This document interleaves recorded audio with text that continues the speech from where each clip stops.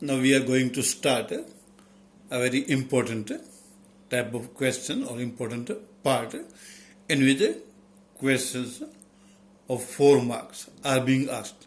Right? Questions of 4 marks can be asked from this part. So understand all the notations properly and remember the process for the exercise. So you need a full concentration.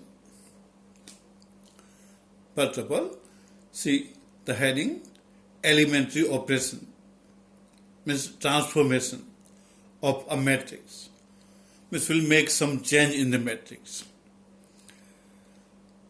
Number 1, first type, the interchange of any 2 rows. Interchange of any 2 rows or columns. It's interchanging first and second row or second and third row. Similarly for columns, interchanging first and second column or second and third or one first and third, like that. So interchange of rows or columns. For row, notation R is used for row, and for column, notation C is used. R is for row, C is for column. So if you want to interchange ith row and jth row, if you want to interchange ith row and jth row, then the symbolical notation we have to remember. See, Ri means ith row, and notation of double implied type Ri into Rj, so jth row. So in short, interchanging ith row and jth row, the notation is Ri double implies Rj. Similarly, if you want to interchange 2 columns, ith column and jth column, the notation is Ci double implies Cj. Interchange ith column and jth column. If we see example, it is simple. Suppose matrix A is equal to first row 2, 4, 6, second row 1, 3, 5, third row 7, 8, 9. This matrix is given. Suppose we want to interchange first and second row. First row and second row we want to interchange. Then the notation will be like this. R1 double implies R2. First and second rows we are interchanging. So R1 double implies R2. So if we interchange first and second row, then second row becomes now first row. So it will be 1, 3, 5 in the first row. And first becomes second. So now second row will be 2, 4, 6. So interchanging first and second row, notation R1 double implies R2. Instead of row, if you want to interchange columns, suppose you want to interchange second column and third column. Second column and third column we want to interchange. Then the notation is C2 double implies C3. C2 for second column, C3 for third column. So C2 double implies C3, interchanging second and third column. So first column remains as it is, 2, 1, 7. But now third column becomes second column. So 6, 5, 9 will be second column. And second column 4, 3, 8 becomes third column. So third column 4, 3, 8. So it is easy. Just we have to understand the notation. If you want to interchange first and second rows, then R1 to R2. If you want to interchange second and third column, then C2 to C3. General notation Ri to Rj. We can call double implies also, but in short, we can say Ri to Rj. Similarly, Ci to Cj. That is first type of operation or transformation. Then second operation, the multiplication of the elements of any row or column by a non-zero number. Means we will multiply any row or column by some constant which will be non-zero. For that we have to see the notation. Suppose we want to multiply ith row means Ri by k. Then remember the notation. We want to change Ri first means ith row we want to change, and we want to multiply each element by k. then remember the notation Ri to KRi. Like if you want to change first row, then R1 to KR1. So multiplying each element of the row by K, where K should not be 0. Similarly, if you want to multiply any column, then Ci to KCi, K not equal to 0. Means ith column we are multiplying by K. So Ci, it is for column. For example, suppose we consider a matrix, first row 2, 4, second row 1, 3. Suppose we want to make change in the first row. And you want to make change in the first row, first you write R1, it is for first row. And now what change we want to make, that we have to show here. So R1 to 3R1. We want to make R1 as a 3R1, means we want to multiply each element of first row by 3. That gives this operation R1 to 3R1 gives. So multiply each element of first row by 3. So 2 into 3 is 6. 4 into 3 is 12. So first row now becomes 6, 12. Second row as it is 1, 3. So we are just making change in the first row, multiplying each element by 3. Notation, we want to make change in R1. R1 to what? It is R1 to 3R1. We want to make it 3R1.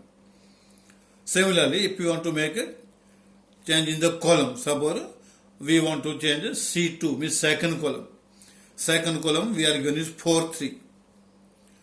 Now we want to multiply each element by 4. Then notation will be like this, C2 to 4C2. C2 to 4C2, column 2 we want to change to 4C2. So multiply elements by 4. Then first column remains as it is 2, 1. But multiplying elements of second column by 4, then 4 into 4 is 16, 3 into 4 is 12. Like this. So we have to show in which row or column we want to make change, that we have to show first, and implied or 2, and then you have to write a necessary term for multiplication, like R1 to 3R1, C2 to 4C2. Then third type of operation, the addition to the elements of any row or column, the corresponding elements of any other row or column multiplied by a non-zero number. The heading looks confusing. What type of operation is required? Suppose we see example. Suppose in a matrix, in row R2, in second row, we want to make some change. In second row, suppose we want to make change. What change we want to make? Then R2 plus 3R1. R2 plus 3R1, which in second row, we are adding 3R1. 3R1 means multiply each element of R1 by 3. 3R1 means multiply first row by 3. And then that we have to add in the second row, R2 plus 3R1. So multiply each element of R1 by 3 and add to the second. So understand the notation. R2 means in R2 we want to make change in the second row. To what change? We want to get R2 plus 3R1. So 3R1 we have to add in R2. So this is the notation. In general, if you want to make a change in ith row, first, second, third, like this, ith row, then ith row to first Ri plus KRJ. So multiply element of any other row by K. And we have to add to the corresponding elements. We have to add to the corresponding elements. Suppose matrix A we consider 3 minus 5 in the first row, minus 2, 4 in the second row. Now we want to make change in second row, means R2. And we want to get R2 plus 3R1. So multiply first row by 3 and add it to the second row. Means corresponding elements we have to add after multiplying by 3. So R2 to R2 plus 3R1 gives. So in R2 only we are making change. So first row remains as it is. Change will be in R2 only. So first row as it is 3 minus 5. Then second row we have to add first row after multiplying by 3. So minus 2 plus 3 into 3 means 9. Multiply first row by 3 and add to the second. Similarly, next element 4 plus multiply the upper element by 3 and add to the second. So 4 plus minus 15. In short, multiplying first row by 3 and adding to the second. So first row we have not to change as it is. In second, minus 2 plus multiply by 3 will be 9. And 4 plus multiplying by 3 will be minus 15. And then we have to simplify. Minus 2 plus 9 is 7. 4 minus 15 is minus 11. So R2 to R2 plus 3R1. We want to make change in R2. So first you write R2. And 2 means arrow mark. And we want to get R2 plus 3R1. Multiply first row by 3 and add to second row R2 plus 3R1. Similarly, we can now change in the column also. Suppose we want to change column C1. C1 2 means first column C1 2 C1 plus 2C2. We want to make a change in first column is in C1. To what change? C1 plus 2C2. Now in matrix F first column is 3 minus 2. Here we have to add a second column after multiplying it by 2. So you have to multiply second column by 2 and we have to add to the first column, means corresponding elements we have to add. Then, see in the first column, first element is 3. So we get 3 plus. Now multiply second column by 2. So if we multiply by 2, so minus 5 into 2 will be minus 10. So 3 plus minus 10. Then below 3 we have minus 2 in the column. So minus 2 plus. Now multiply second column by 2. Because 2C2. So 2 into 4 is 8. So minus 2 plus 8. So we are multiplying second column by 2 and we are adding to the first column. So you get 3 plus minus 10 and minus 2 plus 8. Multiply by 2 and add to the first. So change will be in the first column only, in C1 only. Second column remains as it is. Second column was minus 5, 4. Here also same, minus 5, 4 and 4. So C1 to C1 plus 2C2, change will be in C1 only. Similarly, R2 plus 3R1, change will be in R2 only. And then next step is just simplification. 3 minus 10 is minus 7, minus 2 plus 8 is 6. So we'll have to do this type of operation in the next exercise. If we see points again, first point was interchanging of rows or columns. In a matrix we can interchange any two rows or any two columns. Then second point was multiplying any row or column by a scalar. R1 to 3R1 means multiply each element of R1 by 3. Like that, multiplying any row or column by a scalar. And the third operation, in any row, if you want to make a change, then like R2, 2, what change? R2 plus 3R1. Multiply first row by 3 and add to R2 means second row. So this type of operations will be required in the next exercise. Now, invertible matrices. Invertible matrices is the heading of the next definition, and under that, first is inverse of a matrix. Inverse of a matrix. See the description for inverse. If A is a square matrix, see for inverse we should always have square matrix. If A is a square matrix of order M, means M rows, M columns.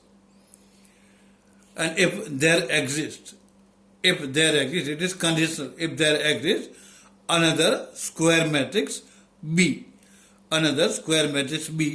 of the same order M, such that AB is equal to BA is equal to I. I we know is a identity matrix. So if we take A into B or B into A, if we get I, then B is called the inverse matrix of A. If AB is equal to I or BA is equal to I, then B is called the inverse matrix of A, and it is denoted by, so we have notation for inverse, A raised to minus 1. This is just notation, A raised to minus 1. A raised to minus 1 here we have not to consider as 1 by A, and therefore we will call it as A inverse. Notation is A raised to minus 1, but we have to pronounce this as A inverse, and not that here A inverse is not equal to 1 by, it is just notation. So we should just square matrix, and it is not necessary that always we can get matrix B like this, that AB into BA is equal to I. So it is conditional if there exists. If we get such matrix B, so that AB into BA is equal to I, then B is called inverse. It may or may not exist, so it is conditional if there exists. If inverse of a matrix exists, then it is called an invertible matrix. So the heading of the topic was invertible matrices.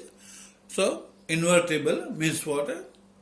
Invertible means we can get inverse of the matrix.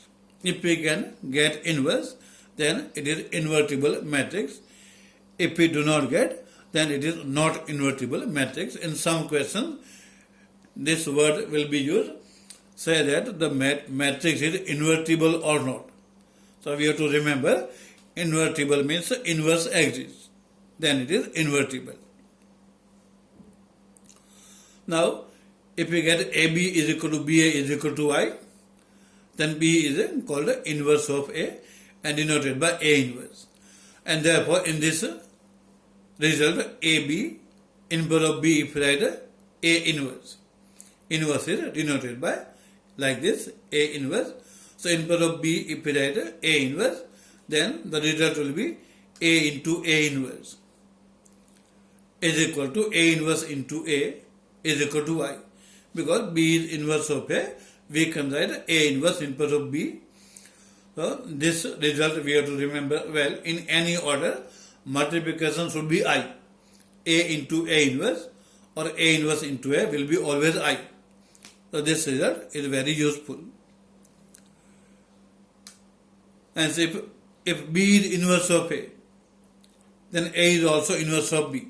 Means here A and B will be inverses of each other. If we take AB is equal to BA is equal to I, then A and B are inverses of each other. So inverse of A is A inverse and inverse of A inverse is A. Then in the chapter we have theorem 3. For the chapter, serial number is 3. Inverse of a square matrix, if it exists, is unique. But if inverse exists, it will be unique only. Means we can get only one such matrix for which the condition will be satisfied. A into A inverse is equal to A inverse into A is equal to I. We can get only one matrix of that type. So inverse of a matrix is unique. Then theorem 4. Here we have a result. When matrix A and B are of suitable order, means both are invertible matrices, inverse exists, then the result is into bracket AB whole inverse. AB whole inverse is equal to B inverse into A inverse. So this result we have to remember. If you want to remove bracket, order will change. AB inverse is equal to B inverse into A inverse. So all these points you have to remember for the exercise. Exercise we'll see in the next lecture. Just remember the proper steps and notation, and it is easy. And question of 4 marks you can attend easily. Just you have to understand all the notations well.